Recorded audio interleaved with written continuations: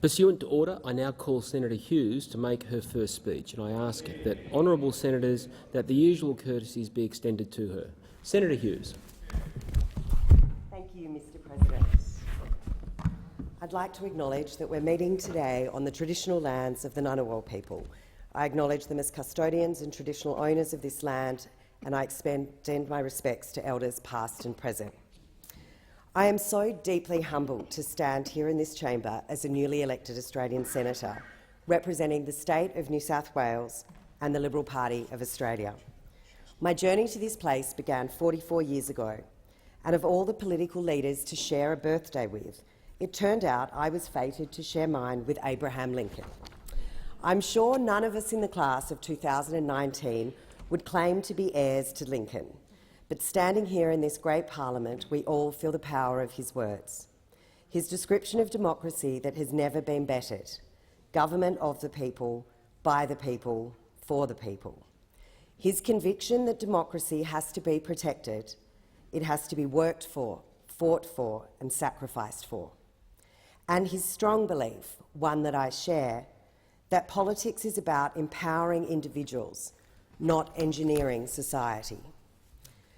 Today I think of the founders and builders of our own democracy, politicians inside this parliament, but also countless everyday Australians outside it. And I make this observation. Until relatively recently, that history of our country and so many others has been told as the history of great men. Of course, our Australian democracy has indeed been shaped by great men, too many to name, from our own founding fathers through to Menzies, Hawke and Howard. But our history is also every bit as much the story of strong women, from pioneering parliamentarians who've served with such distinction here, to the women in every community around the nation who work, fight and sacrifice every day for a better life for themselves and their family. In my own personal story, strong women loom large.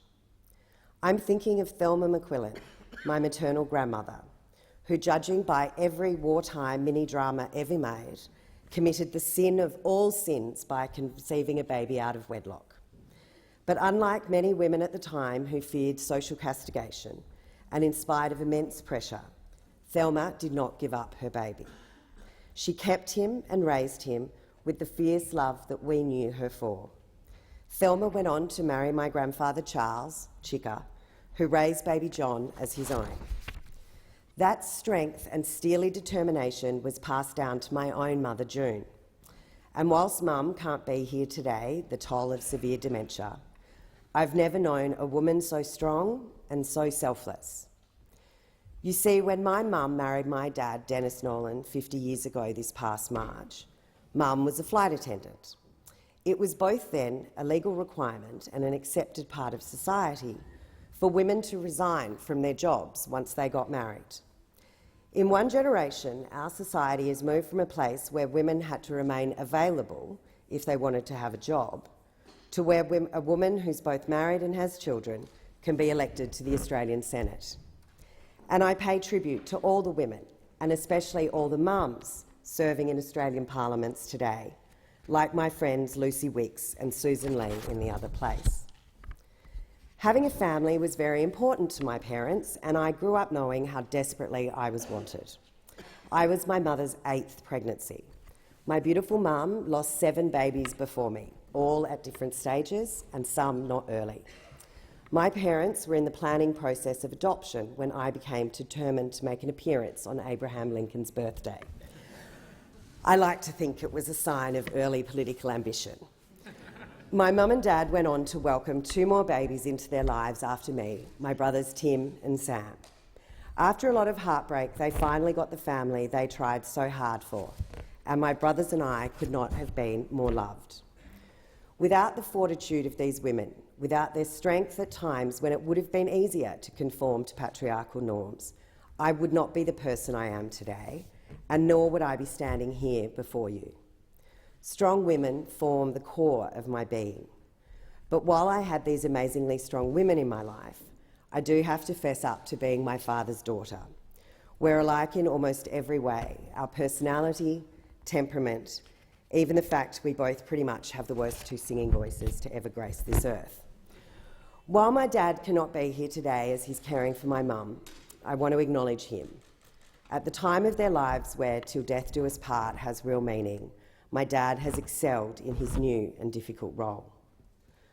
My family history meant my own pregnancies were often hard-fought and anxious, but 3 times I have been blessed to hold my own newborn babies, Millie, Fred and Rupert. Everything changes in that moment you meet your baby for the first time.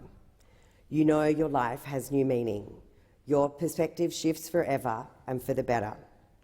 Millie, Fred and Rupert, who are here today, are the greatest blessings in my and my husband Stuart's life. I'm here today because of my parents and grandparents. I rise today determined to make the most of every second in this place because of my children. The strengths and perseverance that they have shown me give me all the purpose I could ever need, and I hope they see the same resilience in me. I want to take some time today to reflect on another strong woman whose influence has helped shape my path to this place. A woman who had the strength to dissent, to ignore what the hierarchy insisted upon, to resist calls for her to know her place, even to the point of imprisonment. A woman who knew, even 400 years ago, that women in time will come to do much. That woman was Mary Ward, founder of the Loreto Order and ever-present at John 23rd College in Perth and Loreto Kirribilli in Sydney, where I went to school. Mary Ward fiercely believed in the education of girls and the enabling of young women to do anything a young man can do. When you grow up with the legacy of Mary Ward as your educational philosophy, it never occurs to you that you can't or won't. I was encouraged throughout my childhood and education to strive to be the best I could be and never feel constrained by my gender or anything really for that matter. As I embark on my term in the Senate, I bring with me an amazing network of strong Loreto women who support and encourage me no matter what. Women such as Shane Miller, Belinda Bremner, Lisa Whibley, Susanna Lawrence, Anna Chandler, Amanda Rawnsley, Mary Lou Jarvis, Erin Gordon-Heinrich, and of course, Deb Gordon. In this highly critical, often viciously judgmental online world, we must never lose sight of the importance of real, tangible, unconditional friendship and love.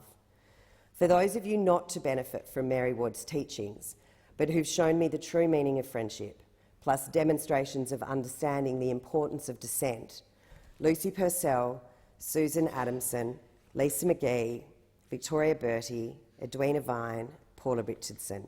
Thank you for always being there. Along with the example of Mary Ward, the other great philosophy I bring with me to the Senate is of course grounded in the timeless values of the Liberal Party, the belief in equality of opportunity, free enterprise and reward for hard work. I joined the party in 2002, and ever since then it has given me the priceless chance to put my personal beliefs into political action, as well as the chance to meet incredible party members and inspirational party leaders. Serendipitously, one of those leaders was a certain Scott Morrison, who saw me working on a local campaign with my then mentor, Rhonda Van Zeller, and brought me into campaign headquarters first for the 2003 New South Wales state election, and then for the brilliant 2004 federal campaign. It's my great privilege 15 years later to serve under Scott as Prime Minister and as part of a government determined to do the right thing, create opportunity and secure prosperity for the quiet Australians. Elections bring people together like no other experience in politics, and I've been fortunate to work with some amazing state and federal directors and campaign teams who remain colleagues and friends to this day. Mark Neame, Tony Nutt, Chris Stone and Andrew Hurst, Louise DiDomenico, Jared Lomas, Luke Nainer, Mitch Redford, Alicia McCumsty, Vincent Woolcock, Susan Leithhead and Reg Chamberlain. Particularly, I have been blessed by friendships with 3 people that have included births, deaths and marriages and everything in between. To Alex Hawke, Nick Campbell and Bill Heffernan. The three of you have been with me since the beginning and are here with me today. Your support has been unwavering, and words really cannot fully convey the weight of my thanks. I tried to think of some of the many words of wisdom Bill has passed on to me over the years. Unfortunately, none of it was repeatable here in this place.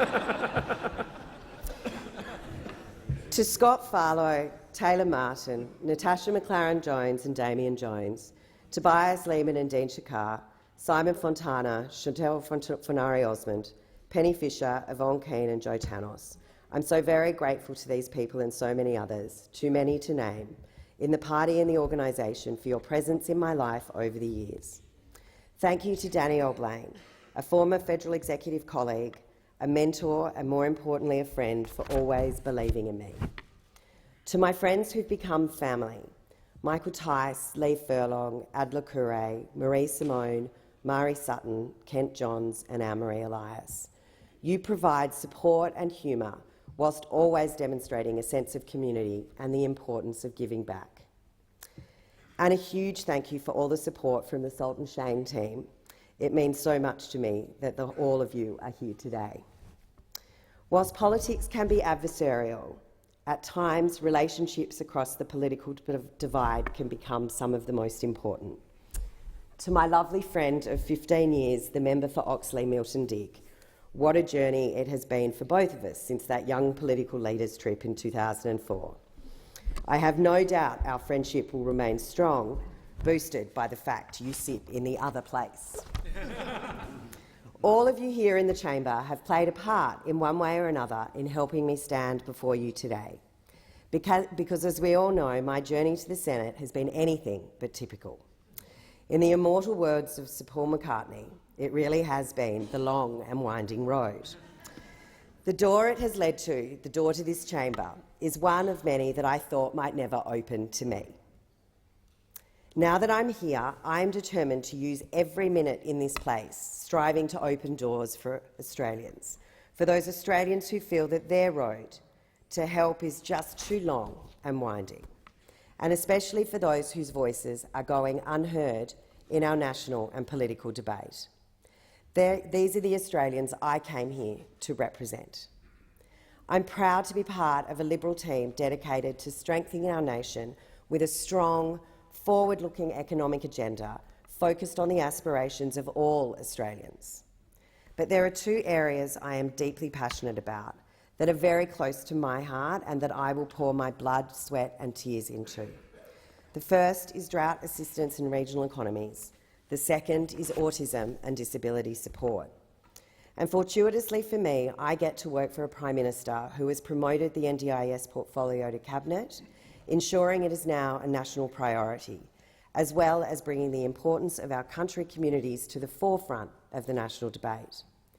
To come into this chamber sharing my passions with the Prime Minister's priorities gives me even more drive to work as hard as I can. For him, for families, for the quiet Australians, for everyone. Let's start with the drought. The crisis occurring in many parts of regional Australia seeps into every aspect of rural life, the way water would be sucked into every skerrick of a dry creek bed. I have experienced this firsthand in my own family. Stuart and I and our 3 kids spent over a decade on the land, running a farm services business, helping to harvest, involved in the local community in a multitude of ways. Making a little money one year, smashed by a flood the next, always trying to do the best we could to make it work. Stuart out on his harvester for long hours, away for months every year as he chased the work. Like so many other Australians on the land, we struggled along, we kept it all together, until climate and fate dealt us a double blow. First, sustained drought devastated our small business, and then my mother's decline accentuated the need for us to be closer than a 10-hour car ride away. It was incredibly difficult seeing everything we worked so hard for gone, but we have each other, our health, 3 wonderful kids. We're rebuilding, trying to start again in many ways. So many others don't have that same option. This is the real tragedy of drought. The businesses reliant on agriculture which don't have land-based assets as a safety net. Businesses that for too long have been left out and allowed to fail. Yes, it's the market, but once they're gone, they're gone. Grass grows when it rains, businesses don't reopen. Towns wither and die, and it becomes so much harder to provide essential services to those left behind.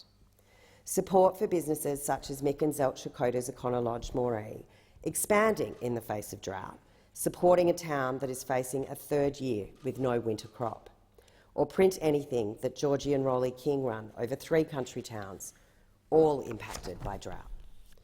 Farmers are the backbone of regional economies, but families are the lifeblood of the towns that centre around them. They're resilient and determined, but they need our help. They need Liberal government help. They need this parliament's help.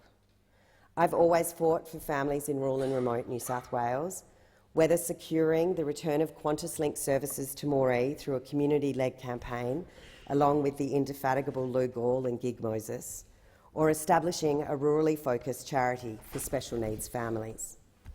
As Senator for New South Wales, I will continue to fight for our farmers and the communities that depend on them, to honour their relentless efforts, not with sympathetic words but with real action, not band-aid solutions but policies that create long-lasting positive change. We need a big, bold, optimistic vision for the economic future of our primary industries. We need a plan to drought-proof agriculture without destroying our stunning natural environment. How good would it be if we could repurpose our existing infrastructures, like the NBN, that encapsulates regional Australia, to provide families with a secure income in places where they are primarily independent on agriculture? We're a nation of innovative, smart thinkers. We can figure this out. For those farmers who are agile enough to adapt to change and harness new technology, I'll work hard to bolster their visions, rather than cutting a blank cheque to those who aren't simply willing to do the work. I'm determined to build on my personal experience, my years of advocacy, on my legacy as chair of both state and federal Liberal rural and regional committees, and use the platform this great chamber provides to be that strong, loud voice, that thunderous fighting spirit for my country constituents.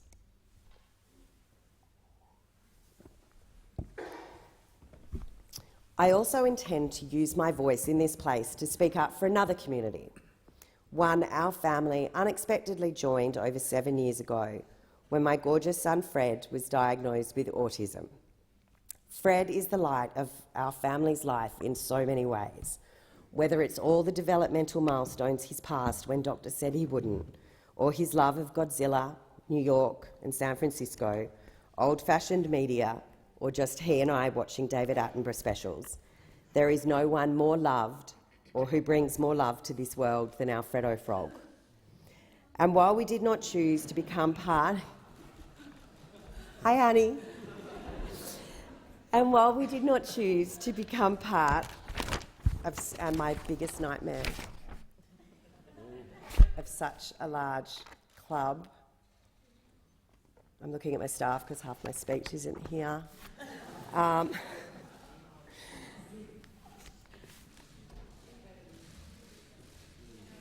just waiting for someone in my office to move. We'll be right. Hannah, remember we said that extra copy someone should have? Whilst we did not choose to become part of such a large club as the autism community, we founded one united by great passion and determination to succeed. These children and adults work so hard every day to just get by. They don't ask for much. They just look to us in government and parliament to provide an easier path forward for them. The NDIS I am a huge supporter of. I bet no one's done this before. I am a huge believer in the NDIS. It has given us a significant infrastructure and building block on which all in the disability community can receive much more significant support. But there is a lot more work to be done to make it truly fit for purpose. And we need to remember that all of us in this parliament, as Australians, the NDIS is for all of us, whether it is as the parent of a child with autism, whether it is due to a loved one being injured in a car accident. The NDIS is here for all of us at any given moment, and that's why we should all be invested in it. That's why we should all make sure that we get it right as we move into the future. Earlier this year, it was on 2003, in 2013, I established the Country Autism Network.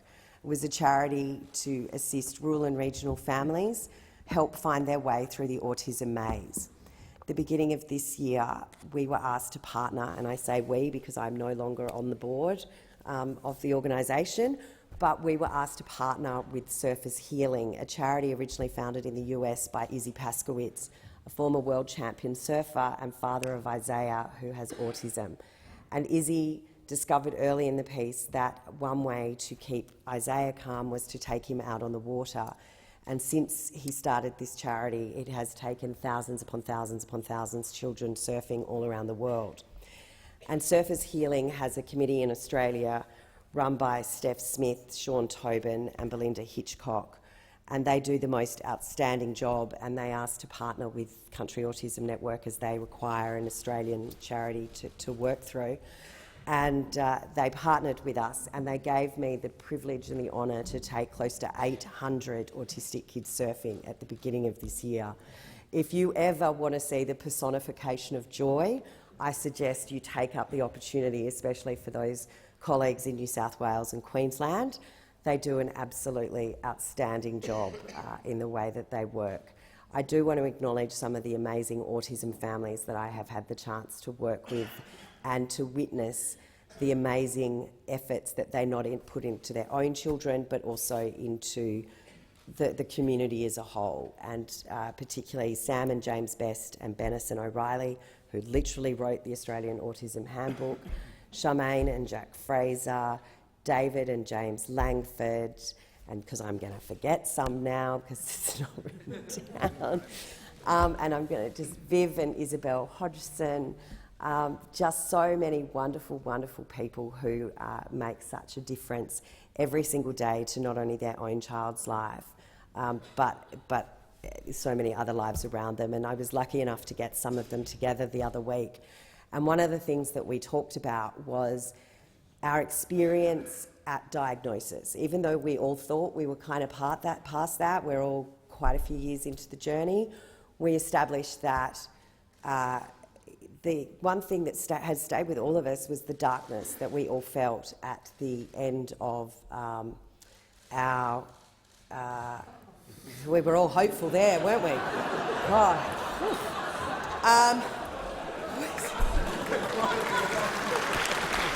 Let me check. Yours might be better. Hang on. Isn't it lucky I name most people halfway during the beginning of the speech? But the one thing that stuck with us was at that time of diagnosis at the beginning was that isolation and fear that you felt. And when you did finally pick up the phone and make a phone call, the last thing you need is red tape. The last thing you need is reels and reels of paperwork and challenging situations to get the assistance you need. And we need to do better at that. We need to do better at the beginning, because that is something where we can help, and it's where we can change the trajectory for these children as we go forward. So with that, thank you everyone, and it's been an amazing journey. I was hoping my conclusion would be here from now. But it's, I wouldn't... Oh, Bill's stories will be... I'm saving those for the drinks after. But look, seriously, I wouldn't be here today if it wasn't for so many people in this room.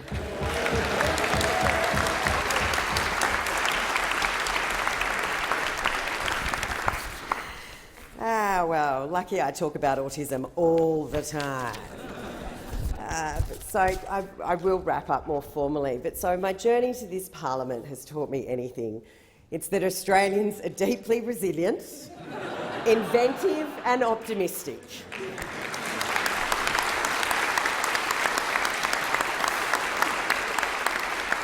We have the capacity to shape the brightest of futures, and Australia's representatives in this great democracy, it's our responsibility to walk alongside our fellow Australians, to hear them, to support them and to empower them.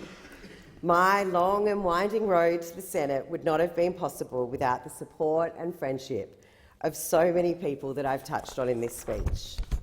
None more so than my incredible husband, What a ride it's been. Stuart, hopefully we see a little more of the bright side for a while, but your humour, resilience and dependability has seen our family through it all. I love you. My incredible parents, my children who light up my life, the strong women who surround me, support me and inspire me. Erin Gordon-Heinrich, Hannah Monaghan, Amy Lehman, Jane Beer, Candice Stephenson, Abby Neum and Callum Gurney, my amazing team. We'll just clock this up for a story later on. The Liberal Party colleagues whose values we share and whom I've worked alongside for so long.